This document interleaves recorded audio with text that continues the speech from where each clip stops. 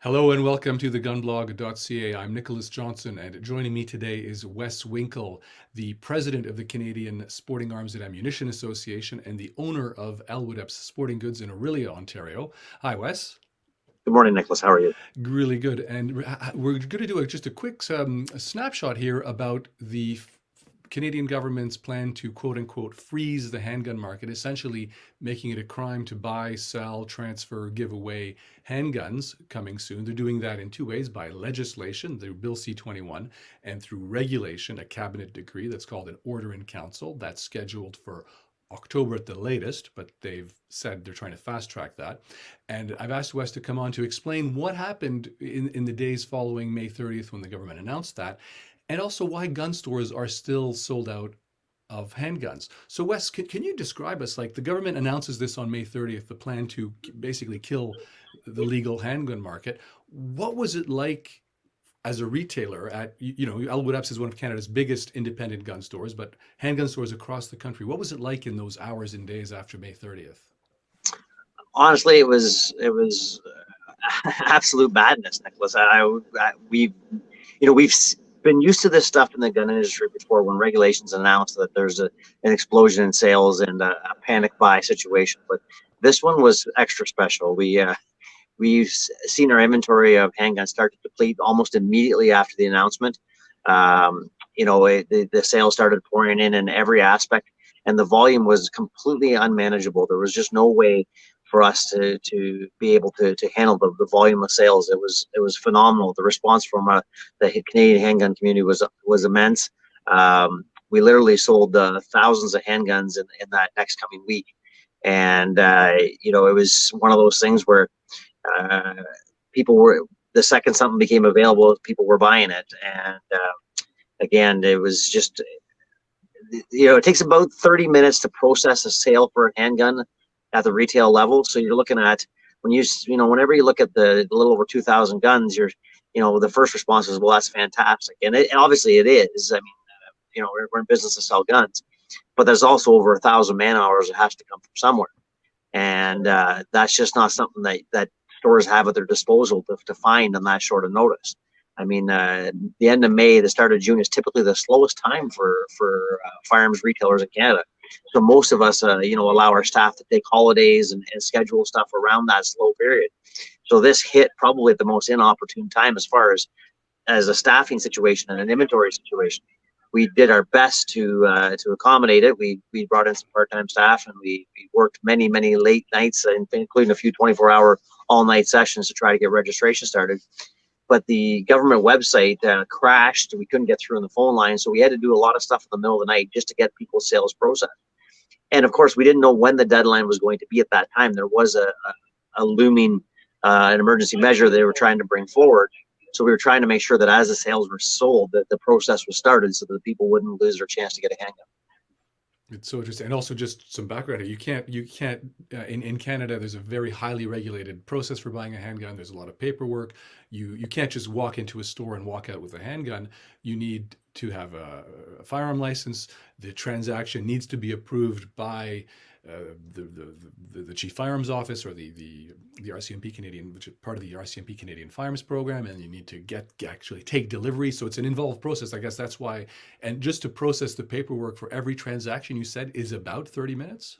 About 30 minutes, yeah. You have to start the transfer of ownership process.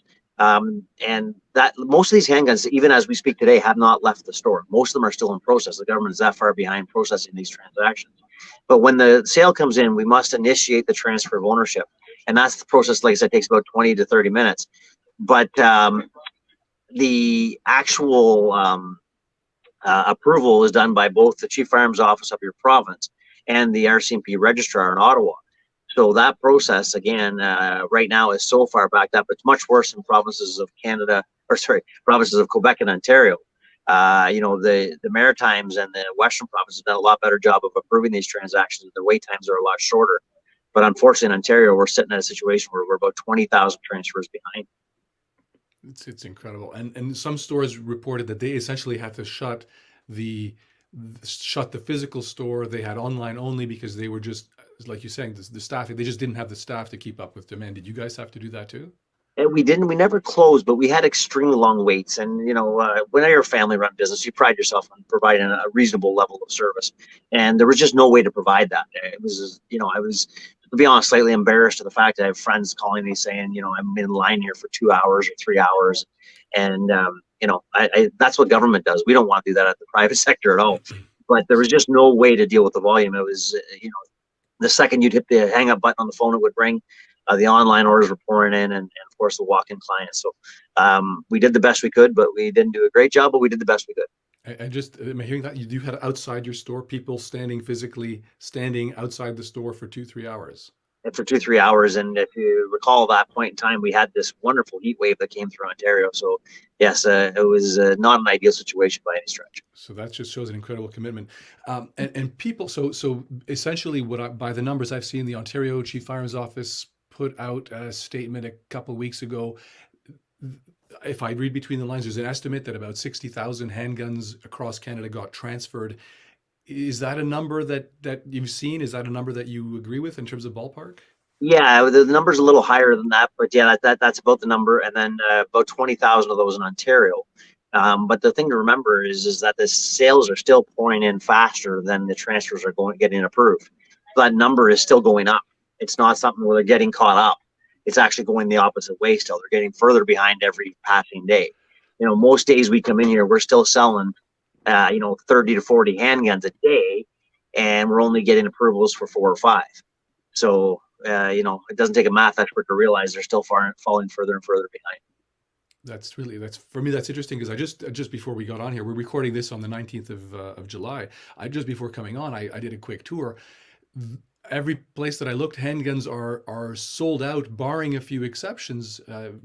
It's really hard to find a handgun. So what are people buying? Well, the thing to remember is the term sold out is a very good term because it's true. But if you look at it closer, like a store like ours, we take in firearms on trade, sale, consignment all day, every day. And for as many guys as that are looking to buy them, there's also a lot of elderly firearms owners or people in estate situations that are looking to sell them before the freeze takes effect. So we've seen a real increase in firearms available for sale in the used market. And when they come in, they sell right away. So again, when you go to the website, you'll say it's sold out. But in each day, we have 20 to 30 handguns coming in used, and they go right back out again immediately. So that's really important to know. So if you're in the market, okay, I'm really happy you said that because I assumed, I have no hope in hell of finding anything.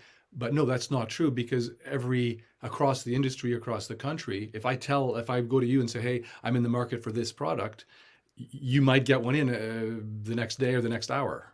Yeah, for the most part, one of my true joys in life, I get to travel around and pick up firearms collections for the store. And I've done more of that in the last 2 months than I've ever done in my life. The demand for me, my time to drive around and get those has been immense. And I've picked up very large batches all over Ontario. We've been as far as Ottawa, London, Sudbury, all over the place, picking up large collections of handguns and trying to get them posted online. But again, the casual consumer that doesn't follow the website closely would say, well, your website just shows sold out. But in fact, there's lots of volume coming in and out each day. So this is we don't want to repeat a situation where you've got a bunch of people on the phone. If someone's in the market to buy a handgun, they have the license, they have all the paperwork to buy a handgun. Should they call you? How should they proceed with your store? Honestly, with our particular store, the online clients are the only ones that really have a chance, Nicholas. We post, for example, a used Glock handgun, which is probably the highest demand right now. And we post that, and it usually sells in 6 or 7 minutes. By the time you get through the phone lines and get through a service agent and they start logging in, somebody online has already snapped that gun up. So, I'm not a big online guy, so it's disappointing me that that's the way the world is, but it's just the way reality is, the way the world is. That online and that savvy client that's logged in and ready to go and has his credit card number saved on the account and all the rest, he can punch the buttons faster than you can dial a phone and talk to a live human being or drive to the store, obviously. So, the online clients are definitely getting 95% of the firearms available. It's almost like day trading. They've got their account set up. They're just clicking refresh, and hitting it when they see it. Exactly, and usually we're in a situation where we post pictures and we are, try to really, give the client the best shopping experience possible. Now we're in a situation where we advertise that this gun came in. We don't get a chance to post pictures or anything like that. It's sold immediately when it becomes available. The demand is is still very, very high. Really interesting. Okay, that's thanks for clarifying that. And there's another angle. So this is what's the inventory we've been talking about for a couple of minutes here is the used market. Yeah. Can you walk us through the process for the new market? If you're buying a new Glock or a CZ from Czech Republic or a Beretta from Italy or wherever, or Tennessee, whatever, Europe, USA, what does it take from the time you order a new gun from the factory to the time it gets to your store available for purchase? It's a long process. We always talk about when we're dealing with the banks and with financing of these orders that we're usually about 5-6 months out to get inventory. We have to obtain a Canadian import permit or what's called an IIC, and that's the first step in the process once the purchase order is accepted by the vendor. And then once that IIC is obtained, then we send that off to the export company, whether it be a European company or an American company or uh, Israeli or wherever it's coming from, and then they need to get an export permit. And once that permit comes back, then they can arrange for international shipping and get the firearms shipped. Once the firearms are shipped, then it usually arrives in a customs bay, and then that has to be cleared, which can take weeks at a time as well. And then when the firearms get into Canada, they need to be registered with the Canadian Firearms Registry before we can put them out for sale.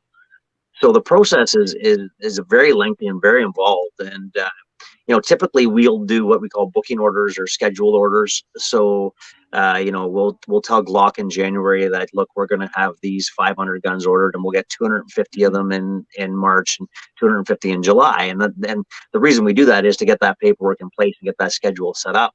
And it allows for the companies to set their production schedules and their allocations for Canadian. Every country's got their little wrinkles of what has to be done legally to get the guns there. So they try to set up the Canadian orders all at the same time and get them going.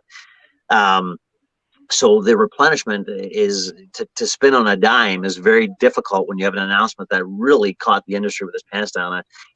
We had heard always the federal government ran an election platform where they weren't going to do something nationally. They were going to let a municipal or a provincial handgun regulation as far as bans or transfer freezes go through. So then the national one really did catch us off guard. We begged for consultation as an industry, the CSAAA, and previous even Liberal governments with Ralph Goodale when he was in charge of public safety. He was, his office did a pretty good job of consulting the industry. And even though we weren't happy with the regulations we were brought forward, we were able to plan and kind of design our year and get fiscally set up for it. And then that relationship definitely deteriorated with Bill Blair, and it really hasn't been reestablished yet with Marco Mancino. So, we're kind of flying as blind as the consumers are, and it's very frustrating. Obviously, I would have loved to have been way more prepared in every aspect for something like this to service our clientele better. But unfortunately, we didn't get a heads up, and now we're trying to scramble. But we're at a spot in the Canadian firearms industry where this situation is not unique to just Canada. The United States has had a large panic buy or surplus buy situation as well, because they have so much new state regulation coming in and municipal regulation in their states. So the panic buys. I was just down in Texas for a trip, and we visited a few shops there, and they're completely sold out as well. So, the vendors for the most part their production schedules are sold out. So you just can't say, hey, those 500 handguns I promised, I now want to make that 1,500. And by the way, I don't want them in the end of July. I want them next week. That's the conversation that gets you laughed off the phone. It just doesn't happen in our industry. The demand for our products right now is through the roof in every aspect, ammunition, guns, and it's all over the world, because these government lefty reactionary legislation is coming in all sorts of places. Sweden dealt with a lot of stuff. Like I said, the United States has dealt with a lot of stuff, and we're seeing them all across the world where ridiculous regulations are coming forward. These leftist governments believe it's a path to power, and they're using it to their advantage. It's really so much in there that I just want to focus on one thing for now. You said when in the ordering process, are you in touch with Glock or Ruger or Beretta or so forth, or do you go through the distributors, the Amchars, the North Silvas, the Big Rocks, and so forth? Or do you have to handle all the customs paperwork and the export permits and all that? It definitely depends on the brand. The companies have different strategies on how they want to bring their products to market. You have a company like Ruger, for example, or Glock. They have authorized distributors only. So those firearms come through those authorized distributors. And, that's why we seen that initial flood of guns that sold out of stores. There was a replenishment right away because there still were guns at the wholesaler distributor level that we were able to scramble and get in quickly. Once those distributors let out of that inventory, now we go back to that import situation. When you're a larger retailer, most times you're talking to the company directly as far as allocations and all the rest. However, the importation or the process still goes through the distributor if it's a distributor brand like Glock or Ruger. And a lot of other brands, they're looking to do consumer direct, where you directly import the product. If you buy a higher volume, lots of brands get directly imported. So it depends on the brand and how that company's direction goes. And I would say right now in Canada, it's about 50-50 for dealer direct or dealer import direct process and distributor models. You tend to see a lot of the mid to lower size companies do dealer direct. They're looking to fill smaller orders, and they're not looking to set up with a distributor or to try to ship on mass because their volume's not there. So you tend to see those be more of a dealer direct line. Charter Arms and High Points and those types of companies. You see a lot of that stuff go dealer direct usually, and then you see like I said, a lot of the real large established brand names, they tend to go through their distributors because it gives them more market control. And is it fair to say that stores, whether it's through the distributor, whether it's through the company directly, stores essentially aren't ordering more because of that uncertainty over the order in council coming as well? The deadline would be this fall, but are stores not ordering anymore? We've seen them. Obviously, again, it depends on the strategy of the store and their risk level, whether they're risk adverse or not. We saw in June when the regulation was announced and that first two waves of sales happened, the retail sales and the distributor replenish sales. We saw a lot of dealers pull plug on replacing the orders at that point because they thought that regulation was going to come in before the government left for the summer. And then, of course, they were scared to. So we saw a large level of cancellations and no reorders. Then all of a sudden, when the Trudeau administration didn't get their way and didn't get a chance to force this through before the end of the summer recess, then we saw a lot of people try to pivot and go back to get a lot more inventory. But of course, because of the cancellations, in a lot of cases, that inventory was already allocated elsewhere, so it wasn't available. So, whether it was a strategic part on the government's part or not, but a lot of those replenishment orders did become more difficult to obtain because of that looming every day with the Security Council, whether it was going to vote through an emergency measure or not. So, it's been frustrating. It's a lot of daily calls from dealers asking advice from the industry association. They're saying, hey, do I order more? Do I not order more? What's going on? And the most frustrating thing is that the answers we give are similar to the answers that you would give in the situation, which is there's a lot of uncertainty. We don't know the exact date of when this regulation is going to hit or when, so to us to give advice, we can give advice of what we're doing or what, we deem the risk to be. But we all know that even now, if there was a political will, i.e., some horrific event that our federal government loves to take advantage of with these regulations, if one of those things was to happen this summer, somewhere in Canada, you could see them switching a dime and schedule a meeting and have a Security Council meeting and try to force through an emergency measure or in council to get this froze immediately. So when you're talking about a guy investing, $1 million in handguns or $1.5 million on an order, and then say, oh, by the way, in the middle of your process, that could all fall apart if one madman in this country does something really, really stupid. Well, that's a tough conversation to have with any investor. And you talk about the entrepreneurs, the often independently owned businesses who are the main owners of these. Like a store can't take that risk. Your average store cannot take that risk. They can't take that risk, but they can't take that risk on more than one. And nobody or very few people have that type of cash at hand. So it's always dealing with investors at banks. So they want to see a business plan. They want to see an actual guarantee on a loan of that money.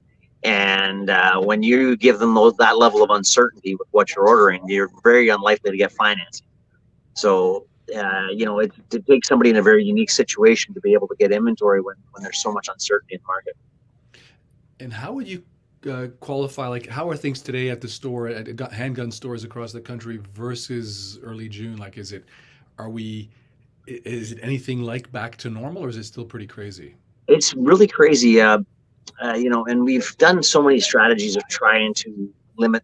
So, of course, the consumers that have bought these handguns, and you sit in a store like this size, we have on staff daily about a dozen people that are able to answer phone calls and and walk-in clients. And we've asked the people to please not phone to check on their transfer, because only, if you have 2,200 people and half of them phone, that's 1,100 phone calls. That makes a busy day.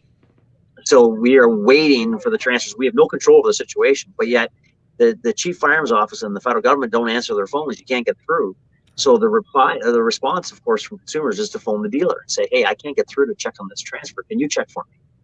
And so it's madness, because the phone rings off the hook, and it's not really generating more business. It's just checking on the old business that was generated. And of course, you want to service that client, you want to talk to them, but it's impossible to keep up with, and that's why there's madness now. And it's, of course, consumers also calling, looking to see what's coming in or what might be available in the future. And that's, again, great, and we're happy to have that conversation, but it's very hard to keep up with. Well, You know, it's busy. I'm all the more thankful that you're taking this time to talk with me. And last question then, do you have any indication in terms of the buyers? Are these people adding to an existing handgun collection, and what percentage would you say are first-time handgun buyers? I would say it's probably about 60-40, 60% new, 40% adding. There's that target competition shooter that had that one gun that was their dream gun that they decided they want to make sure they get before the freeze happens. You've seen a lot of that. That's that 40%, but more so you're seeing a lot of people that had back when they took their PAL course, they said, "Well, I'm never really going to probably handgun, but it only takes a little extra time and money to get it restricted, so I'm going to get one." But then never really bought it or entered the handgun market. Almost all of those people that we talked to made that decision on May 30th. I'm going to get at least one, or two or three or whatever. But that's probably 60% of the people. It's funny because the conversation on the phone is, "I want a handgun. I don't really know what I want to do with it, but I more want one because my government's saying I can't have one in the future." And right now there's probably less trust in our federal administration than there's ever been in the world before, and therefore they're looking to add to their collection. Wes, thank you very much for the time you took today, and I wish you lots of sales and lots of happy customers who get what they're looking for.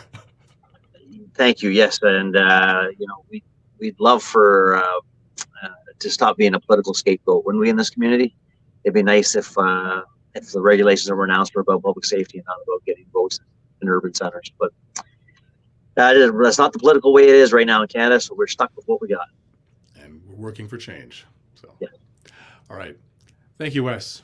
Thank you very much, Nicholas. Have a great day.